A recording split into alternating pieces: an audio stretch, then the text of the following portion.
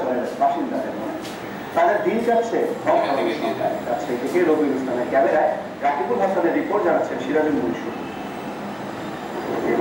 দিন গড়িয়ে রাত পোহালে কি ঈদের আয়োজন ঘরে ঘরে ব্যস্ত সকলে, কিন্তু ঈদের সেই আনন্দ ছুটে পারেনি পদ্মার চরের খানপুর খিদিরপুর গায়ের লোকদের। ঈদের নামাজ পড়ার জায়গা নিয়ে রয়েছে নানান সংশয়। বেশ আগেই যে পদ্মার গর্ভ রয়েছে ঈদগাহ, আগে জমি জমা ছিল বেড়ে গেছে, কিছু পয়সা আবার করতে ঈদ করবো আশা করছি, আমি পারি সামলাই যাবে। ঈদে নতুন কাপড় কিনতে যখন মার্কেটগুলোতে মানুষের উপচে পড়া, তখন পদ্মার চরের এই মানুষগুলো নেমেছে নদীর ভয়াল গ্রাস থেকে মাথা গোজার শেষ ঠাঁইটুকু বাঁচানোর যুদ্ধে।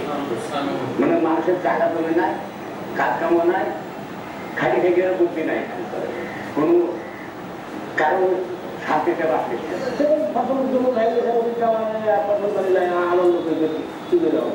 গেল বছর পদ্মার ভাঙনে নদীগর্ভ বিলীন হয়েছে চরের বেশিরভাগ জায়গা, তাই এবার কোনো ফসল ফলাতে পারেনি কৃষক। টাকার অভাবে তাই পুরনো কাপড়ে ঈদ করার কথা জানায় অসহায় কৃষক পরিবারগুলো। ছেলে মেয়ে কাটছে, জামা কাপড়ে দেখি, ছেলে মেয়ে করতে পারছি, নিজেও নেই।